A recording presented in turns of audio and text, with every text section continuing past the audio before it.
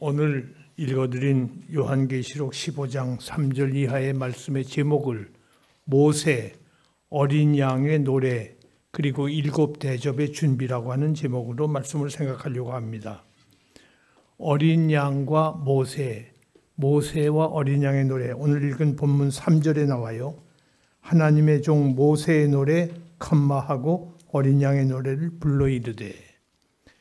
모세의 노래와 어린 양의 노래, 이것은 구약과 신약을 말하는 거예요. 구약은 그림자예요. 신약은 실체예요. 우리가 그림자가 있으면 실체가 어디 있을 거 아니겠어요? 그 실체가 신약이에요. 그러니까 구약에서 출애굽 사건은 하나의 그림자로 보여준 하나님의 계신데, 신약에 와서 예수님이 우리를 자기를 믿는 백성들을 구원하시는 것은, 이것은 실체란 말이에요. 우리는 실체를 보고 믿지만 구약 사람들은 그림자를 보고 믿었어요. 오실 예수님을 그림자만 보고서 믿은 거예요. 그래서 실체와 그림자의 관계를 구약과 신약의 관계라고 말씀을 드립니다. 그래서 타이폴로지컬 인터프리테이션, 이 모형적 해석을 우리는 하고 있습니다. 그런데 이 모세의 노래가 바로 어린 양의 노래예요. 무슨 말인고 하니, 홍해를 건너서 광야길을 가면서 하나님께서 구원을 받은 백성들이 이스라엘 백성 아닙니까?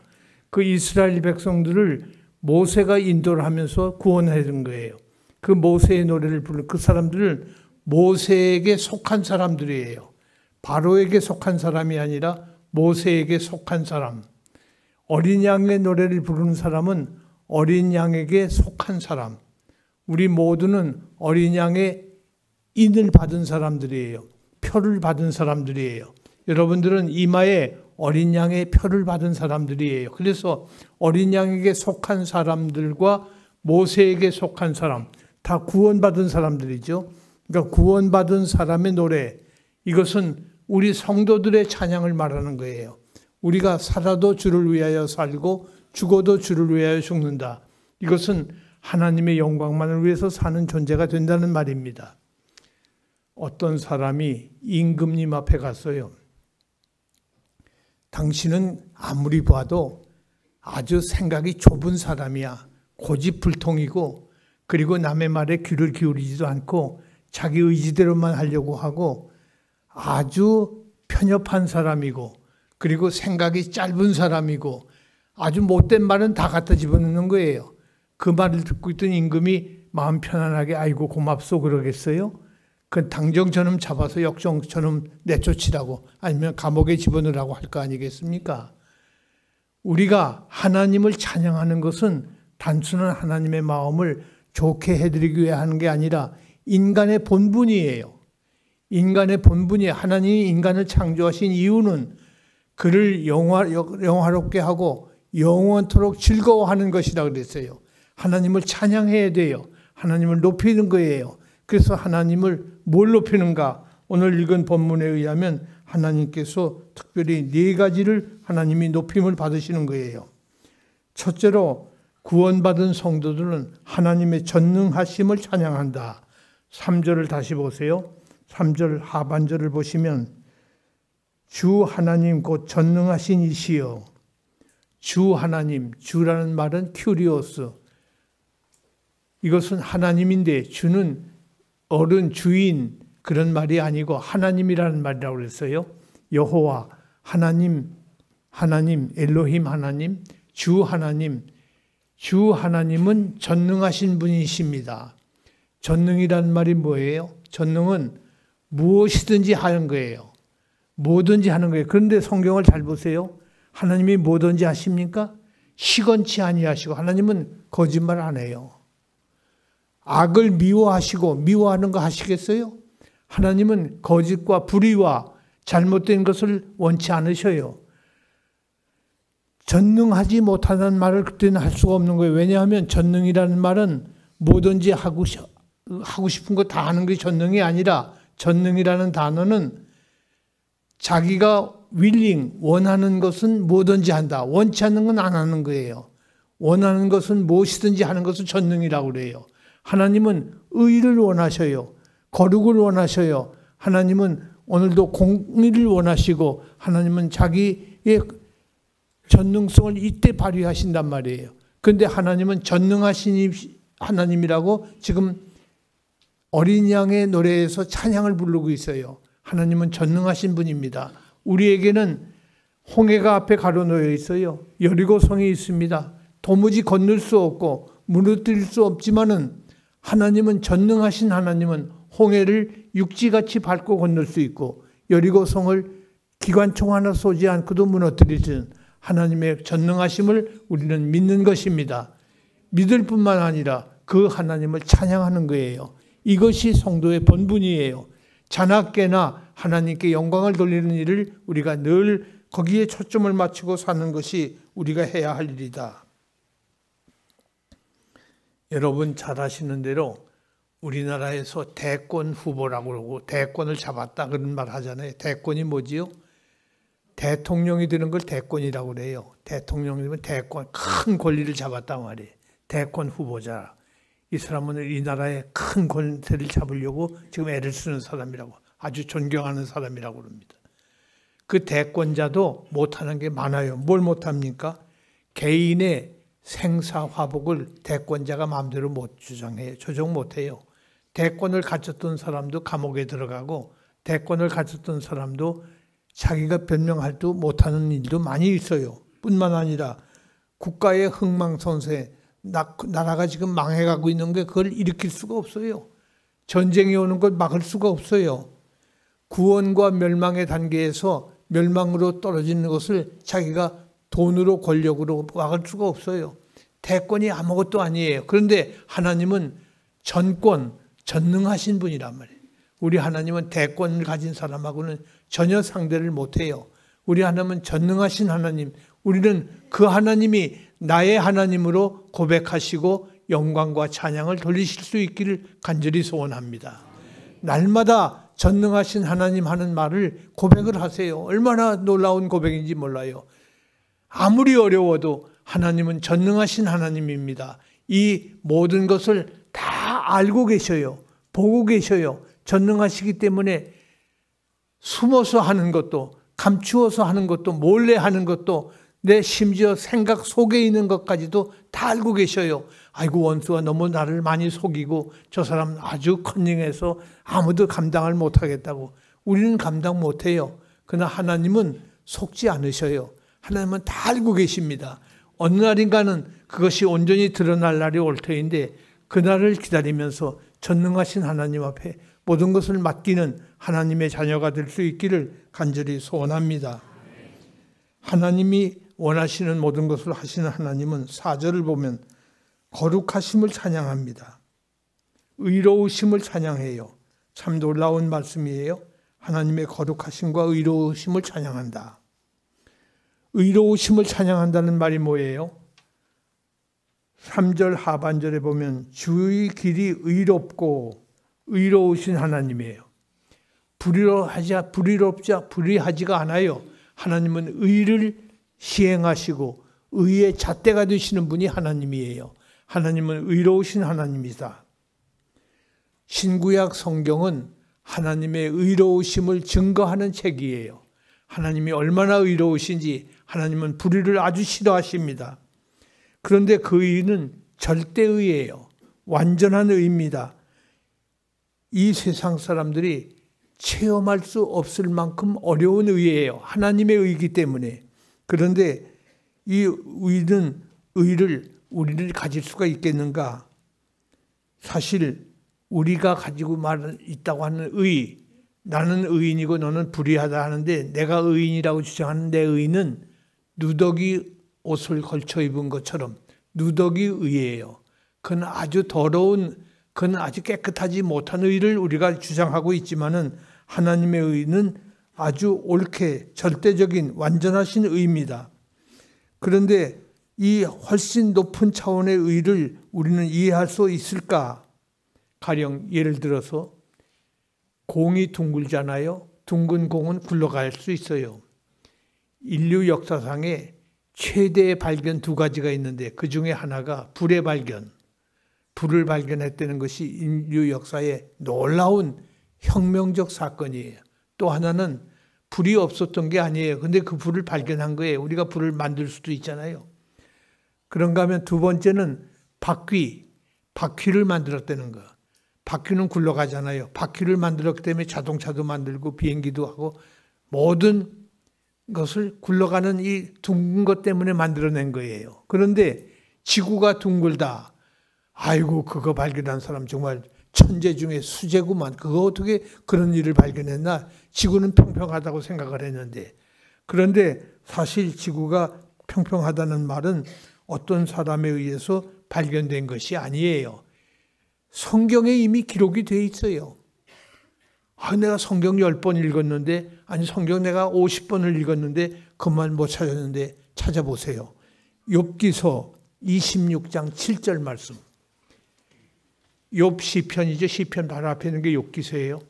욥기서 26장 7절 말씀에 하반절에 땅을 아무것도 없는 곳에 매달며, 땅을 아무것도 없는 곳에 주렁주렁 매달아 놓으셨어요. 누가? 하나님이 땅을 매달아 놓으셨어요. 평평하다면 그 매달을 수가 없죠. 둥근 것을 매달아 놓으신 거예요.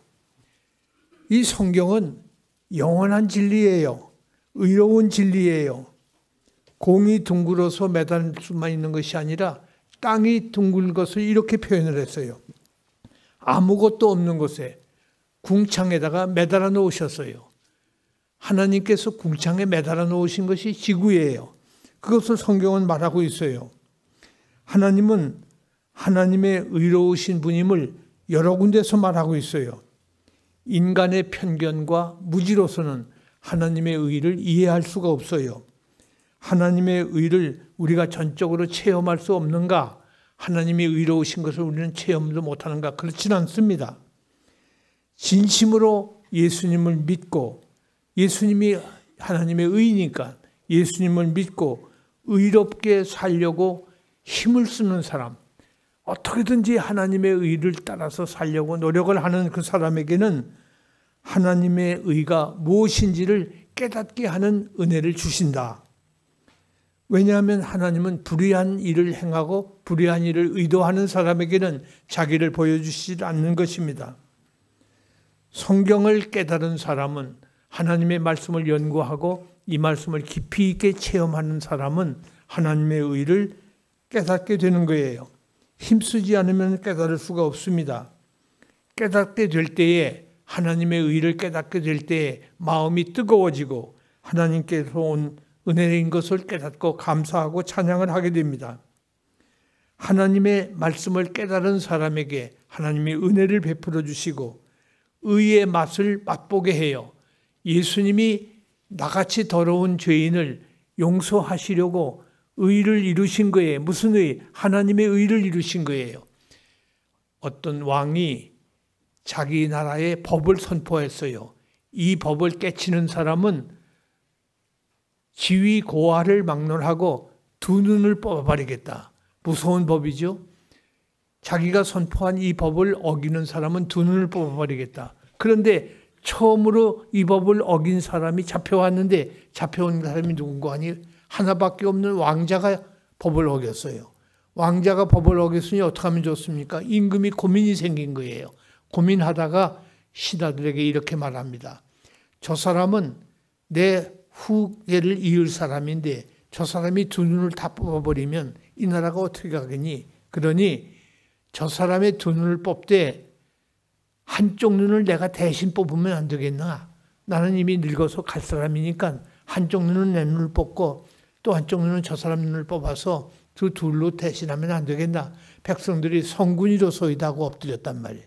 그래서 자기 눈을 한쪽 뽑고 아들의 눈을 하나 뽑아서 자기 법을 이루었다. 예수님이 내 죄를 대신해서 죽으신 거예요. 하나님의 눈을 하나 뽑은 것과 같은 그런 안타까움을 이렇게 비유로 말을 하는 이가 있어요. 그러니까 우리는 하나님 앞에서 하나님의 의를 어떻게 이해할지 도무지 이해 못한다. 그런 이해를 못한다는 말이 아니라 정말 깊이 성경을 연구하고 기도를 깊이 하는 사람은 하나님의 의를 이해할 수가 있는 것입니다. 성경 말씀을 분명한 것으로 믿어야 돼요. 아, 이건 믿어도 좋고 그저 안 믿어도 뭐 별 손해는 없다, 이렇게 하면 안 됩니다.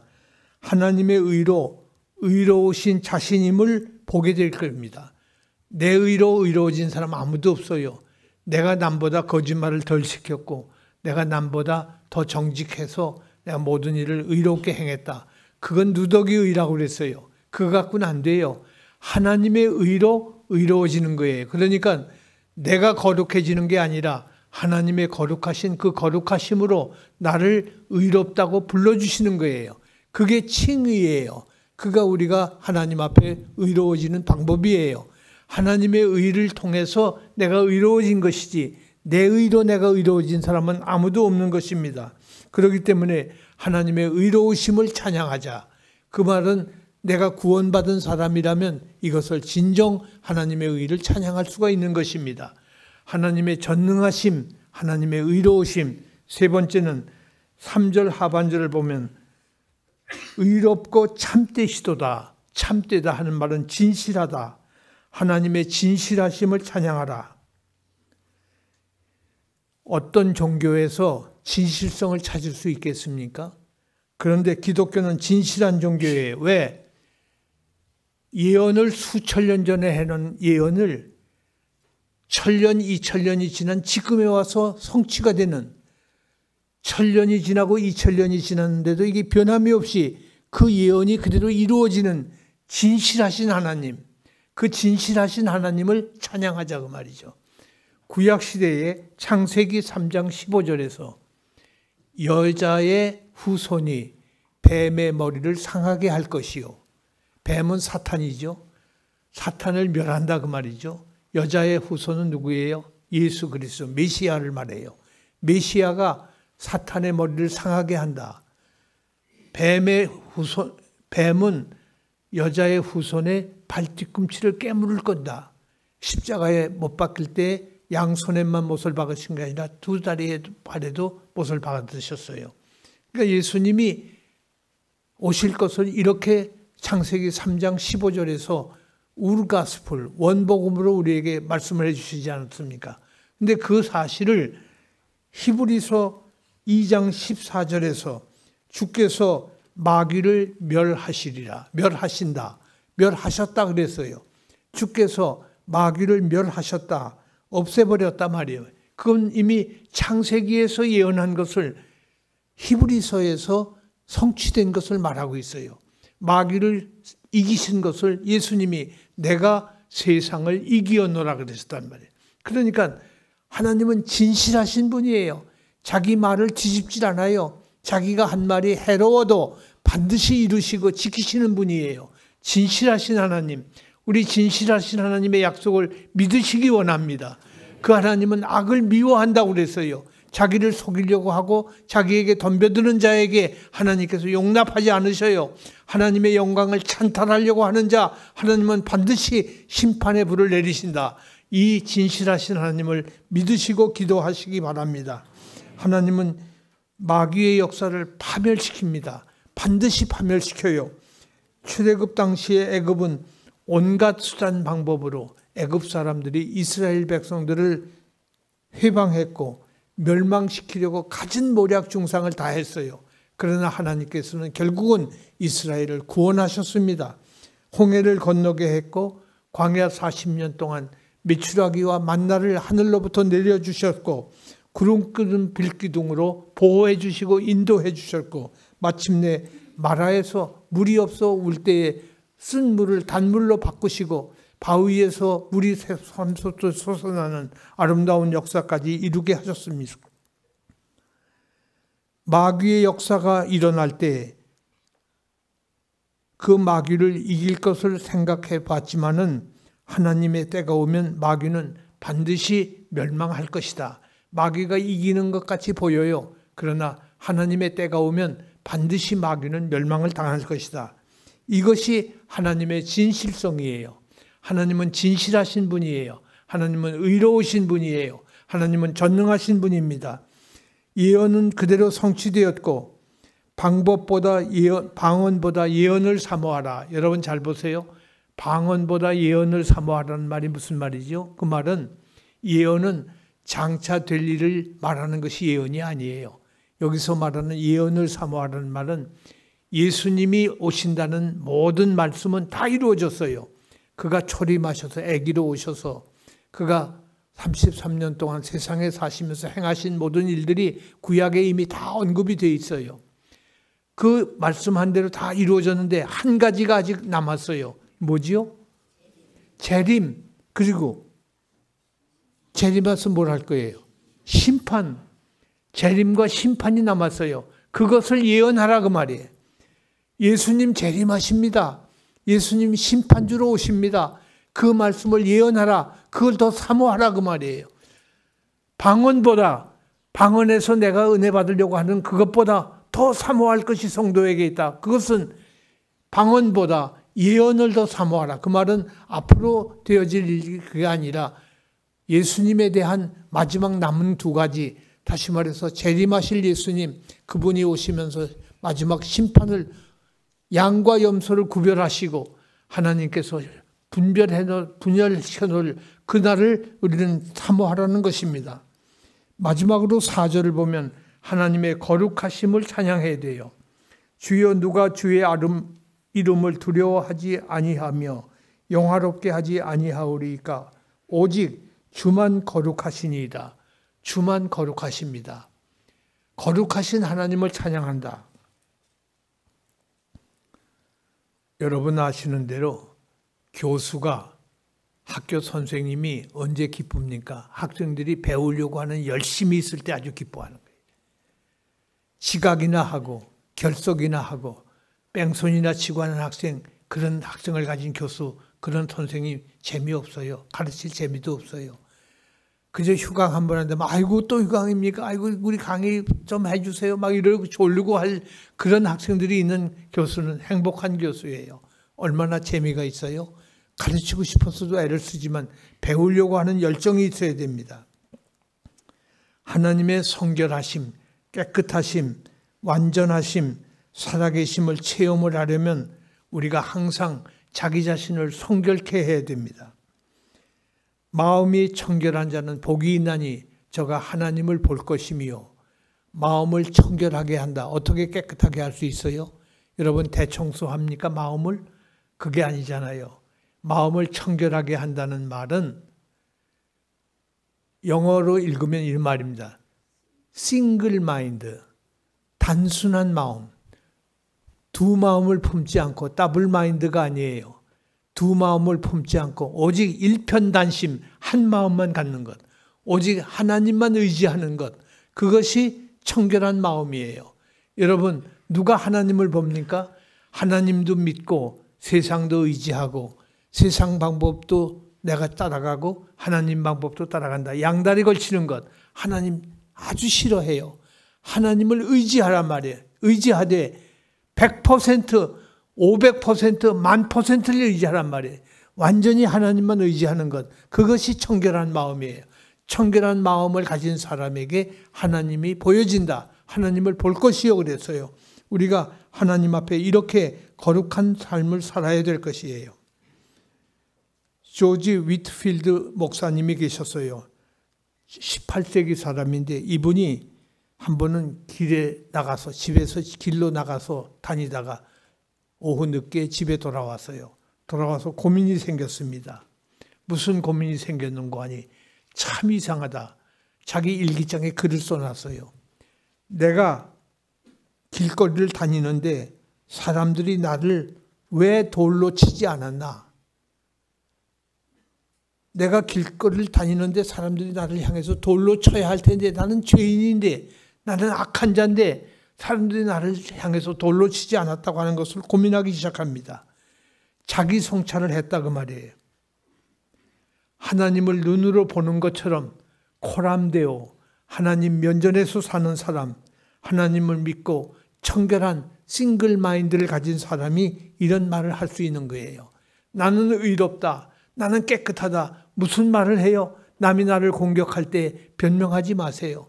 나는 죄인입니다. 입 다물고 하나님 앞에 기도하는 거예요. 변명하는 게 성도가 아니에요. 우리는 하나님 앞에 애소하는 것이 나는 그보다 10배, 100배 더 더러운 놈인데 하나님 나를 용서해달라고 하나님께 기도하지 사람 앞에 하는 것이 아닙니다. 유리바다를 건너온 사람들, 어린 양의 표를 받은 이 사람들은 하나님 앞에 하나님의 전능하심을, 하나님의 의로우심을, 하나님의 참되심, 진실하심을, 하나님의 성결을 찬양해야 된다.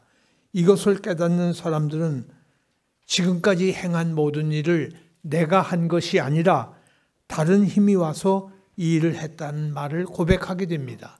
내가 살아온 것이 내가 영특해서, 내가 재주가 좋아서, 내가 머리가 훌륭해서, 내가 부모로부터 받은 것이 많아서 내가 이렇게 되었다. 나의 나된 것은 이렇게 내가 참 누구보다도 정말 해피보이라고 이렇게 말하지 마세요.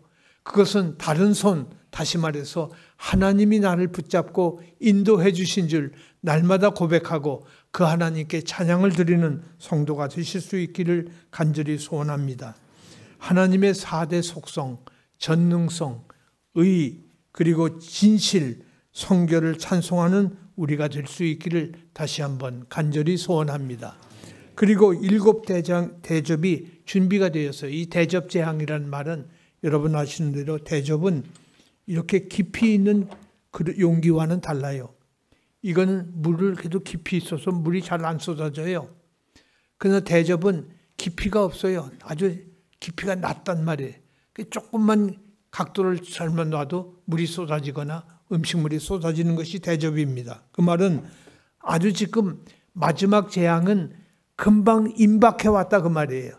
이 마지막 재앙이 하나님 앞에서 지금 천사들이 하늘나라에서 내려오는 거예요. 천사들이 6절을 보세요. 7 재앙을 가진 7 천사가 성전으로부터 나와 맑고 빛난 세마포 옷을 입고 가슴에 금띠를 띠고 네 생물 중에 하나가 영원토록 살아계신 하나님의 진노를 가득히 담은 금 대접 7을 그 7 천사들에게 주니 그 7 대접이 쏟아지는 날에는 하나씩 쏟아질 때마다 엄청난 벌이 쏟아지는데 엄청난 징계가 오는데 그 징계가 바로 누구에게 쏟아지는 거 하니 어린 양의 표를 받은 사람이 아닌 다시 말해서 짐승의 표를 받은 사람, 물에서 올라온 짐승 그리고 땅의 짐승의 표를 받은 사람들이 바로 이 마지막 진노의 잔을 받게 될 것이다. 이 대접 재앙이 바로 이런 것입니다. 조금만 기울여져 쏟아지는 그릇처럼 남은 것이 없이 다 쏟아지는 마지막 재앙을 말하고 있어요. 우리가 아는 대로 시편 7편 15절에 아주 이상한 말이 있어요. 자기가 웅덩이를 만들미어 제가 만든 함정에 빠졌도다. 제가 웅덩이를 파놓고 남이 가서 빠지길 바랬는데 자기가 판 웅덩이에 제가 빠졌다 그 말이에요. 하만이 모르드게를 잡아서 달리려고 장대를 세워놨는데 거기에 제가 달리지 않았습니까? 바로 그 말입니다. 하나님 앞에서 우리가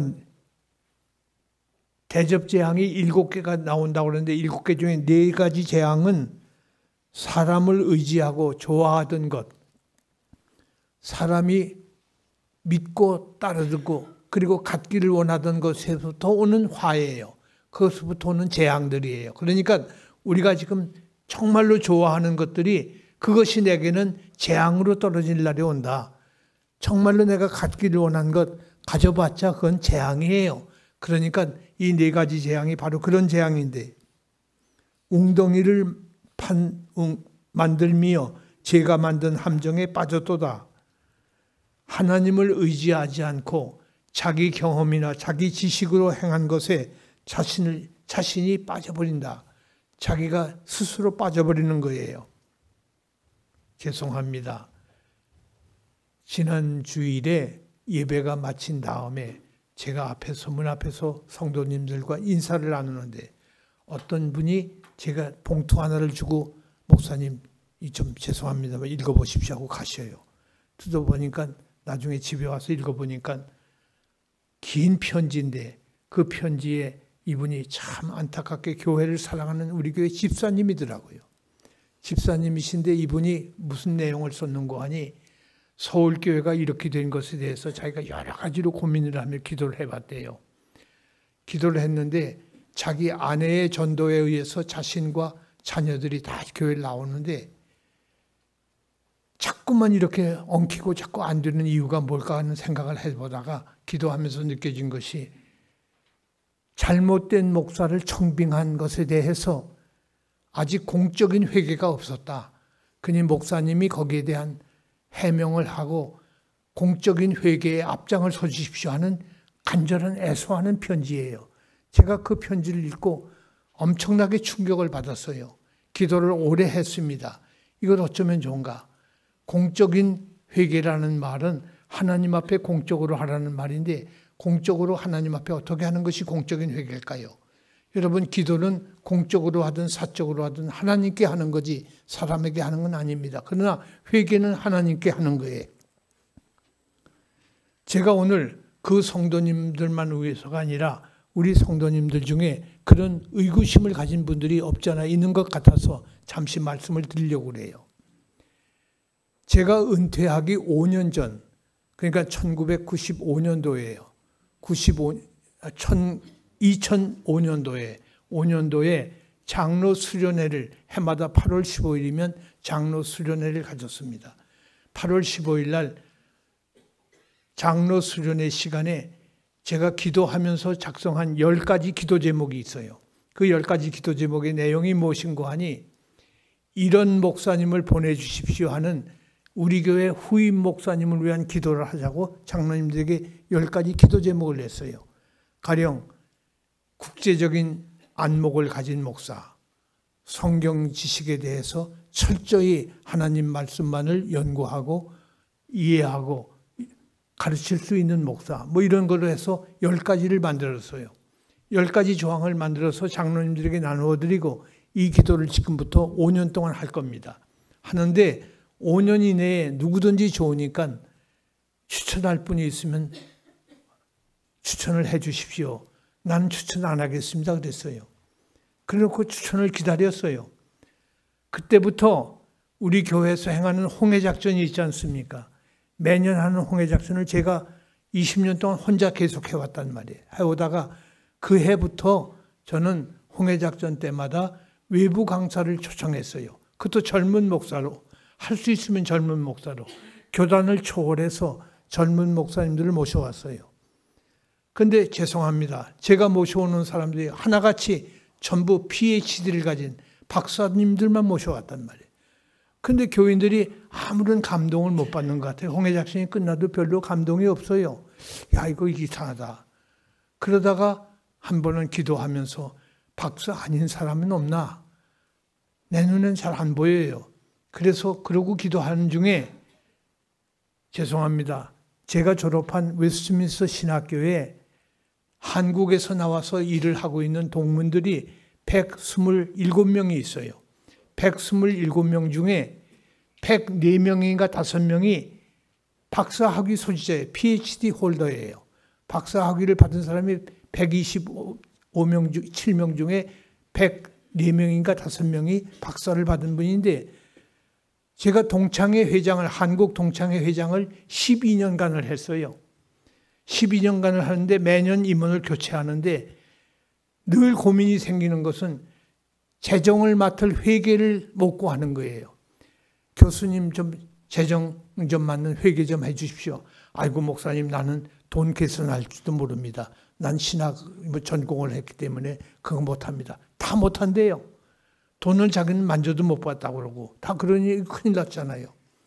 그래서 임원회를 모아놓고서 이거 재정을 맡은 사람이 없으니 어떡하지? 내가 할 수도 없고 그랬더니 여러분 우리 교회 옛날에 자주 오셨던 허주 교수라고 하는 분이 계셨어요.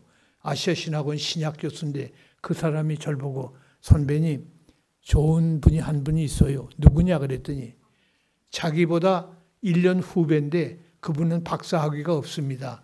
그분은 MD분만 가진 3년 신학 공부만 한 사람인데 한국에 와서 지금 목회를 하고 있어요. 아 그래? 그분 누군지 좀 한번 데려와라. 그분을 데려온 거예요. 데려와서 보니까 물어보니까 MD분만 있고 그래서 당신 회계 좀 맡을 수 있나 했더니 하겠다고 그래요. 한마디로 하겠다고 그래. 그래. 그럼 해보라고. 그거 줬어요. 뭐 그래봐야 돈 몇 푼 아니거든요. 회비 내는 거. 그거 학교에다가 1년에 한 번씩 장학금 해서 보내는 거. 그 정도인데 그거 뭐 어려울 것도 없어요. 그분에게 맡겼어요. 그래서 그때 처음 그분을 알게 됐어요. 근데 어느 교회에서 뭘 하는지도 몰라요. 하여튼 뭐 목회한다니까 그런 줄 알다. 그 정도로 알았어요. 그러다가 홍해작전 때에 강사가 그 해가 제가 은퇴하는 해예요. 마지막 해 은퇴를 하기 전에 그 홍해작전에 목사 추천 마감일이 그 홍해작전 기간 동안에 들어있어요. 5월, 6월 마지막 주까지가 마감일인데 6월 25일까지 했단 말이에요. 홍해작전을. 근데 6월 25일까지 강사를 구하다가 마침 그분이 저를 찾아왔길래 당신 혹시 우리 교회에서 설교 좀 할 수 있나 했더니 예, 하죠. 쉽게 말을 해요. 그래? 그러면 언제부터 언제까지 한번 설교를 해볼래? 하겠다고 그래. 그래서 새벽에 와라 했더니 새벽에 왔대요. 왔는데 온 것까지는 좋은데 주일날 새벽 기도를 마치고 아침 식사를 장로님들하고 식당에서 하고 있었어요. 저도 같이 앉았는데 하는 말이 아이고 오늘 아주 혼났습니다. 왜? 집에서 차를 타고 나오다가 목이 하도 타서 하나 빼먹고 왔습니다. 난 그게 무슨 말인지 못 들었어요. 그래서 그래? 그랬더니 어떤 장로님이 저한테 식사하다 말고 저 와서 목사님 저분 성수주일도 모르는 것 같아요. 왜? 아니 그 빼먹고 왔다는 말이 무슨 말인지 모르십니까? 난 몰라 그랬더니 그 뭐 깡통 빼먹고 왔다는 저 뭐예요 그 주스인가 뭐 그 빼먹고 막 그걸 돈 주고 샀다는 거예요. 성수주일이 뭔지도 모르는 사람입니다. 그래서 깜짝 놀랐어요.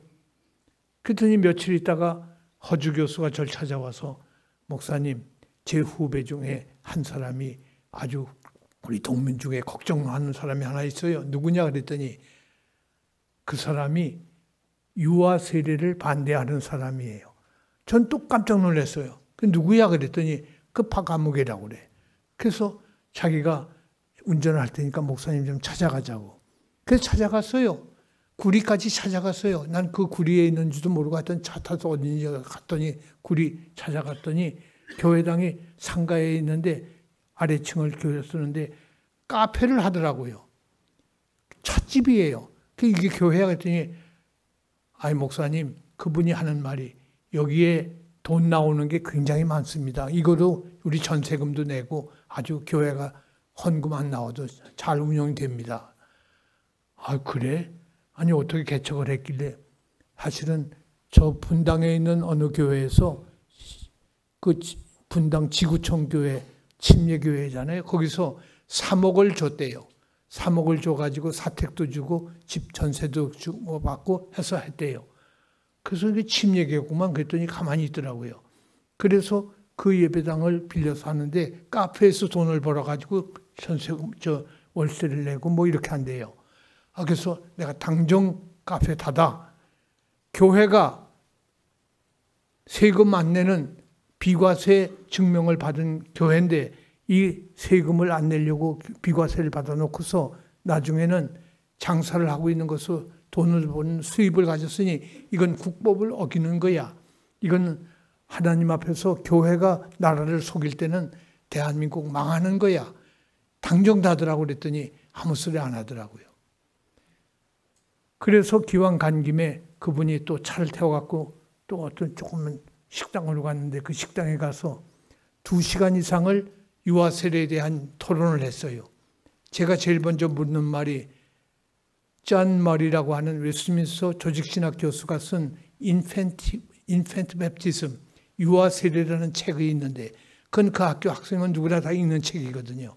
인펜트 베프티즘이라는 존 머리 책을 읽어봤나 그랬더니 읽어봤다고 그래요. 뭐라고 돼 있었더니 대답을 안 해요.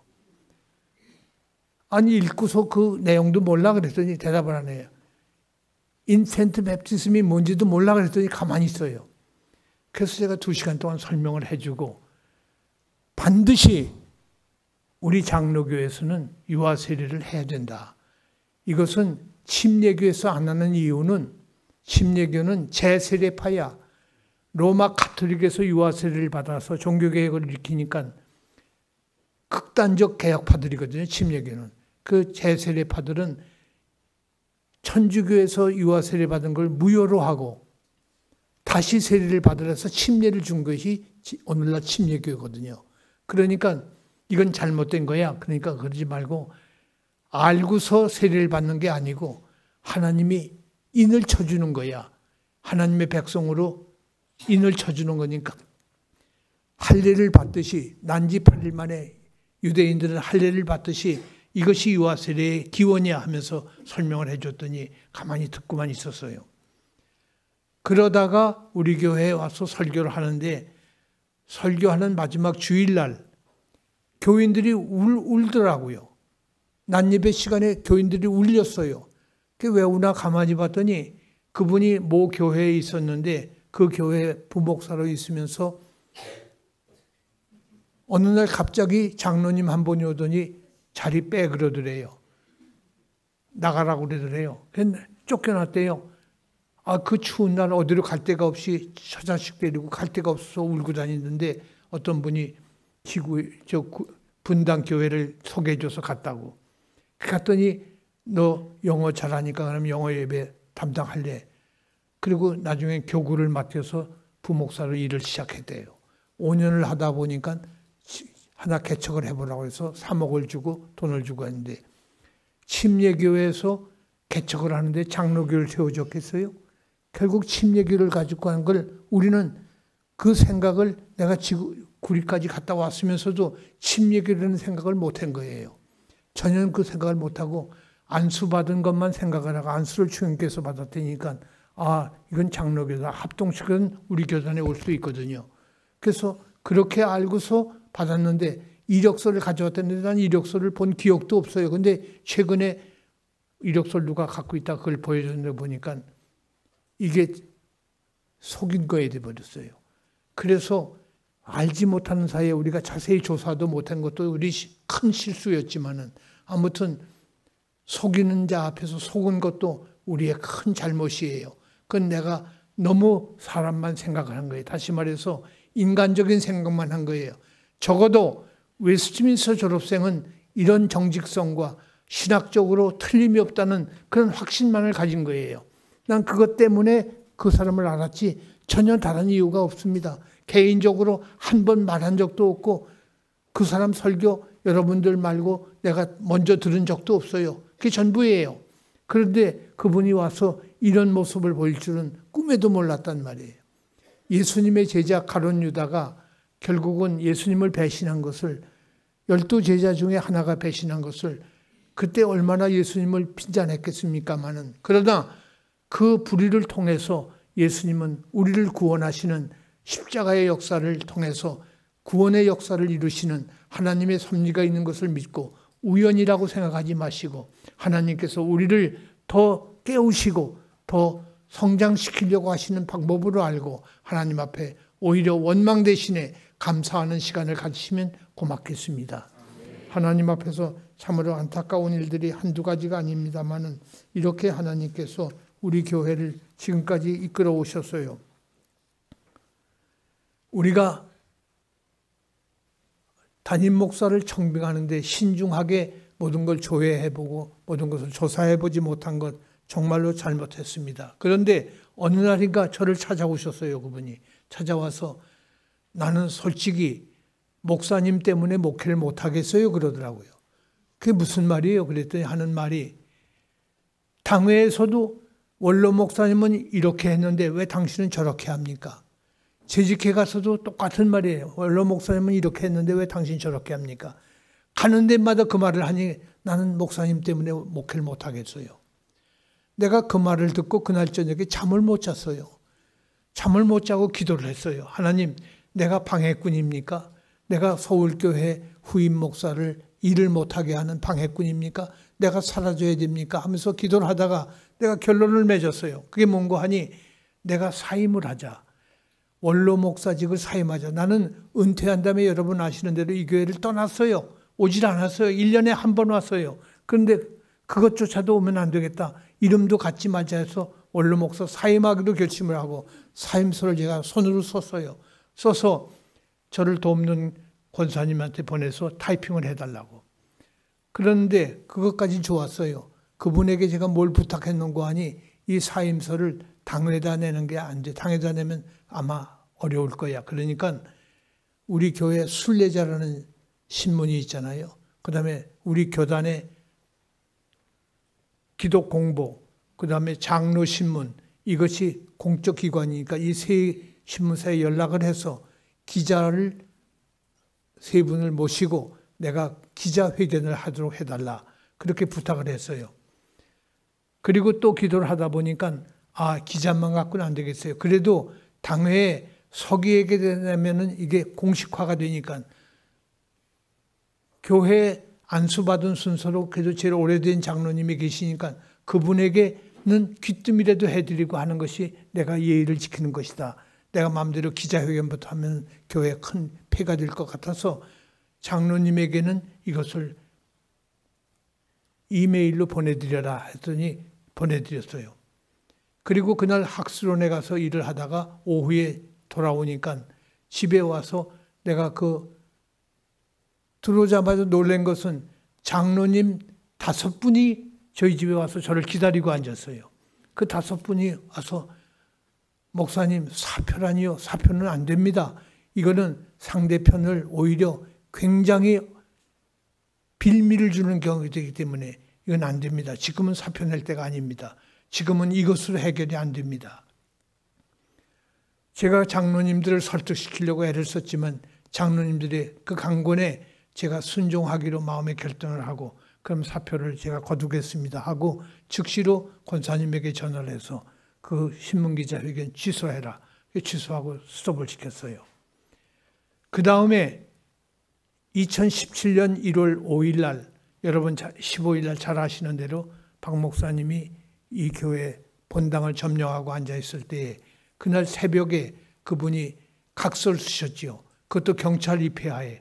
그때 그 전날 저녁에 총회 헌법위원장이 와서 우리 장로님들 다 모시고 박 목사님 앞에 놓고 회의를 한 결과 우리 장로님들 전원이 사임을 하고 왜 도의적 책임을 지고 우리가 잘못했습니다. 그러니까 청빙 과정에서 우리가 신중을 못게 한 것 우리가 책임이 있습니다 하고 사임을 했다고.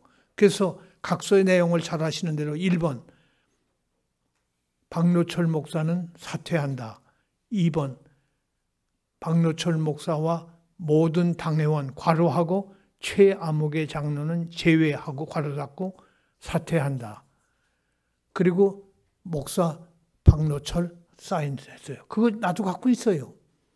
근데 그것을 그 이튿날 나는 그때 억압 속에서 경찰 입회하에 각서를 쓰고 자기가 또 읽었어요. 성도들 앞에서 새벽에. 그게 녹화가 다 돼서 그 녹화까지 된 것을 그걸 아니라고 그러는 거예요. 어저께 억압 속에서 한 거기 때문에 이 쓴 것은 사임한 것은 잘못된 것이다. 거기다가 덧붙이라면 부목사 전원, 원로 목사 포함을 사퇴한다. 이렇게 들어야 된다는 거예요. 이거는 교회를 완전히 무정부 상태를 만드는 거예요. 목사 하나도 없고 장로 하나도 없고 그래 이 교회는 누구 교회예요? 이 교회는 결국은 이단이 들어와서 신천지라도 오늘 몇 명이 들어와서 앞에서 큰 소리 치면서 주먹 따지고 나오면 다 그대로 넘어가는 거예요. 그러니까 그건 안 된다. 무정부 상태 만드는 건 안 된다. 악한 정부라도 있는 게 낫다. 그래서 그걸 거절했어요. 다시 말해서 목사와 그리고 장로님들은 책임을 이미 졌어요. 책임을 졌는데 그게 다 무효가 돼버렸단 말이에요. 다 반환을 시킨 거예요. 그러니까 공적으로 책임을 장로님들도 이아무개 목사도 책임을 지는 것으로 이미 표시를 했습니다. 그렇게 했음에도 불구하고 이것을 모두가 다 없는 것으로 하자고 해서 없어지고 말았어요. 이것은 참으로 안타까운 일입니다.